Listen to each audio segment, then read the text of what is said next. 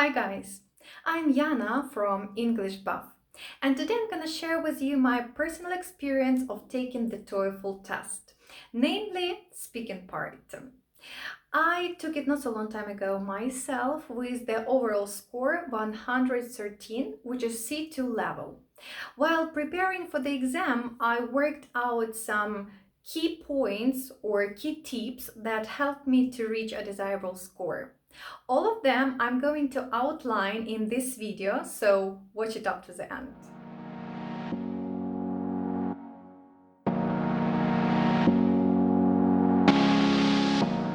The first thing that you need to do is to get to know the specifics of the TOEFL speaking part. The TOEFL speaking part consists of 4 different tasks and tests 2 different skills. Task 1, independent speaking, that tests your ability to speak in English about your ideas and opinions. Tasks 2, 3, and 4, integrated speaking, which requires you to combine your capabilities in listening, reading, and speaking. Here you see the time that you have for preparation and for speaking for each of the speaking sections. To respond, you will speak into the microphone on the headset. Your responses will be sent to ETS where they will be scored. And now let's take a look at each of the sections in detail. Here you will be asked to give your opinion about a familiar topic. You will have 15 seconds to prepare and 45 seconds to speak. It's a good idea to use some phrasal verbs and idioms while answering the questions, as part number 1 is usually about some regular activities. Therefore, it's a good idea to use some natural language here. The link to the phrasal verbs and idioms you will see somewhere above.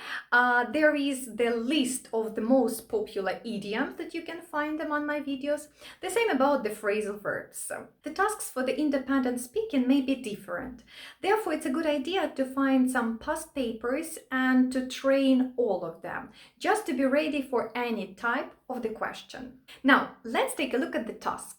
Some people believe that the best way to succeed is to set goals and work hard to achieve them.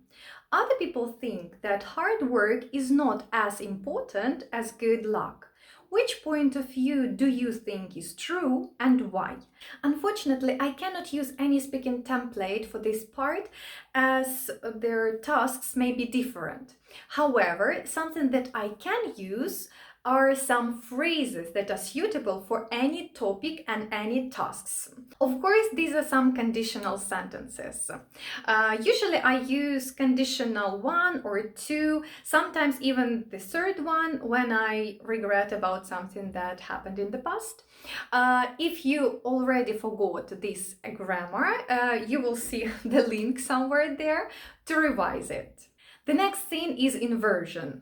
There are different types of inversion that I can use, but personally I prefer to use the phrase not only but also. Inversion is must have in order to get the highest score because it's considered to be proficient grammar. So here is my answer. Not only is it essential to set goals, but it's also necessary to achieve them. For one thing, goals help you think clearly about what you are doing. By identifying goals, you get organized. Another thing is the advantage of sharing goals with people who can help you. If others know what you are trying to do, sometimes they give you advice or assistance. As for good luck, I agree that a lucky opportunity or a chance meeting with a person who can help you is sometimes a key to success. But unless you know where you are going and what you want to achieve, you might not even recognize a lucky opportunity. Why is this answer good? Firstly, because it clearly answers the question. Secondly, because it is well organized and structured. And thirdly, because there is a great range of vocabulary and grammar. You will first be given a short text, which is usually some kind of a campus announcement or a letter related to some problems on campus. Then you will listen to the audio in which two students discuss the announcement you just read.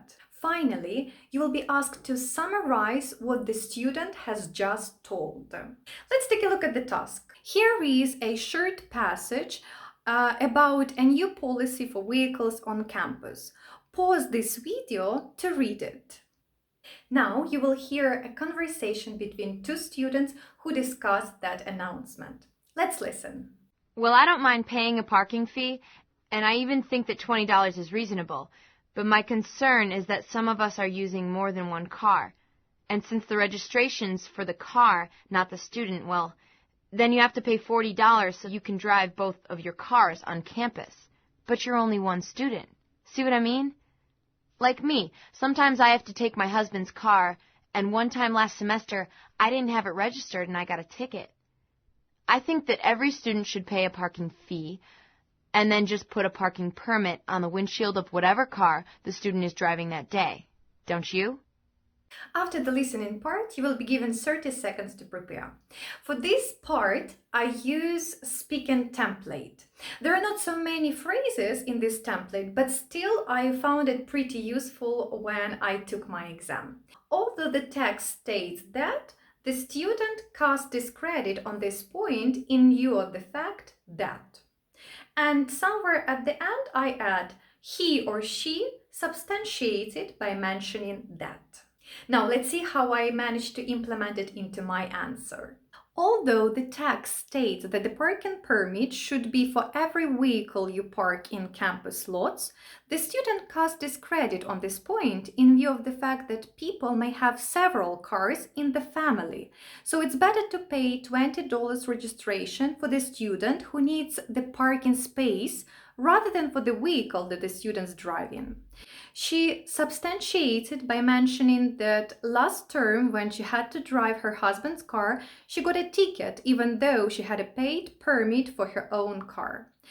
So she offers to pay for parking on campus and then display the permit on the vehicle that the student happens to be driving that day. That way, if there are several cars in the family, the student can drive any of them using the same parking permit. You will be given a short academic text, and then you will listen to a professor who gives the lecture on the same topic as the text. Let's take a look at the task. Here we have a short passage on the topic of stress.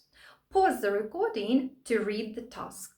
And now we're going to listen to the recording. However, it's very important that you take notes while listening to the recording and writing down some specific moments or some key points that will help you to organize your answer afterwards. Let's listen. Let me tell you about a classic experiment on rats. I think it was first done in the early 70s by Weiss and reported in the Scientific American. Anyway, the rats were divided randomly into 3 groups. Rats in the first group were given shocks, but just before the shock was induced, they received a warning in the form of a tone. The second group of rats was also given shocks, but this group didn't receive the warning tone. And the final control group received no shocks, but they were exposed to the same warning tone as the first group. After a few weeks, the rats were examined, and the animals that had received shocks with no warning were already showing severe signs of stomach ulcers. The other 2 groups of rats showed little or no instance of ulcers.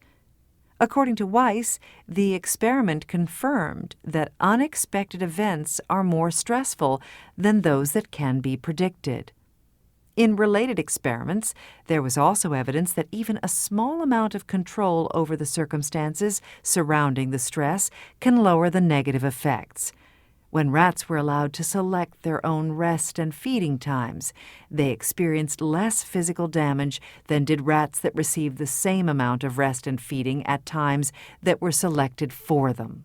Now, I will show you my notes that I've taken while listening to their professor's lecture. As you see, I've written down the name of the professor who told about the experiments on rats. And I wrote about the groups that took part in this experiment. Some additional phrases that will help me to speak on the topic and to give some specific details about their lecture I've just heard. Let's take a look at my answer and let's see how I managed to insert this template into my answer. The passage introduces the concept of stress, which is caused by changes in the environment that require people to adjust to new circumstances. Interestingly, these new conditions don't have to be negative. For example, you'd expect to have stress after a divorce or a health problem, but even moving to a new house or going on a trip can be stressful. The professor elucidates the idea by describing the experiment by Weiss. One group of rats was shocked after they heard a tone, so they knew that the shock was going to happen. Another group of rats heard the tone but didn't get the shock, and the other group received shocks at random without warning. So, the rats that received shocks without warning were the ones who developed ulcers, but the other two groups had fewer ulcers or none at all. The lecturer asserts that unexpected experiences are more stressful than those we can predict. This example shows how important the notes are. Be attentive while listening so you could clearly explain the information which is stated in the text and in the recording.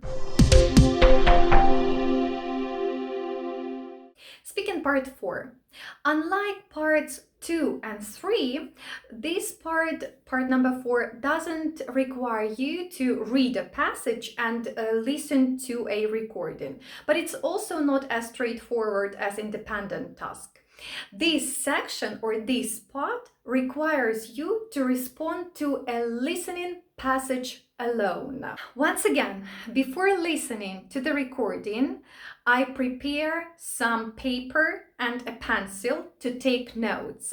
Let's train this time with you. Now we're going to hear the recording, and your task will be to take some notes while listening. And then you will compare your notes with mine to see how well you can manage this task.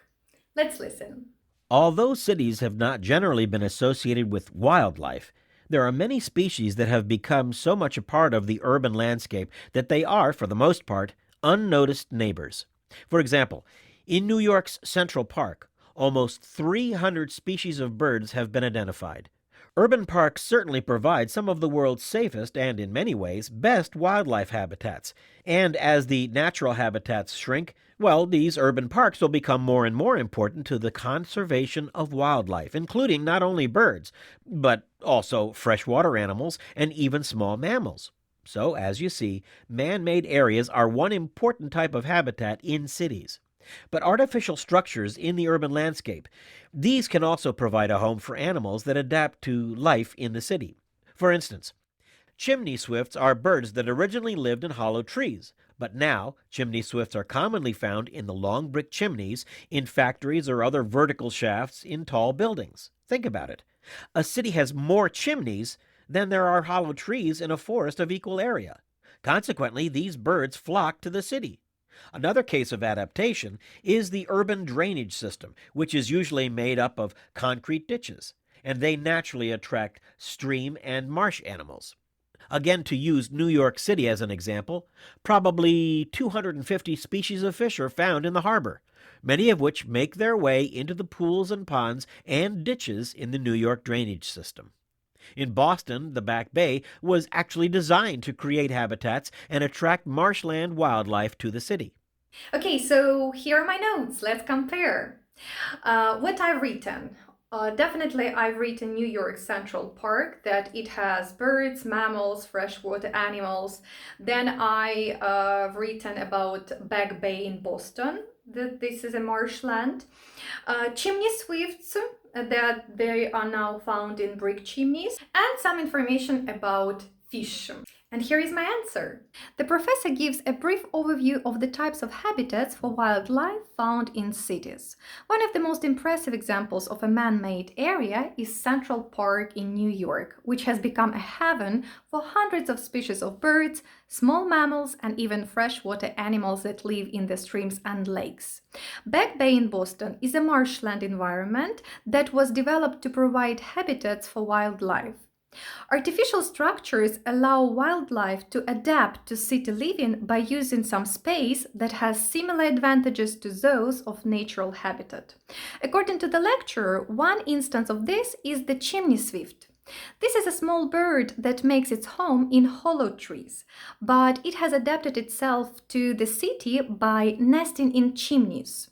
Another example is the fish that live in natural harbors, often swim into the ditches that connect to urban drainage systems. The main idea is to retell the most important facts stated by the lecturer. It doesn't matter in which order you are retelling a story. The thing that matters is that the flow of your speech is logically structured.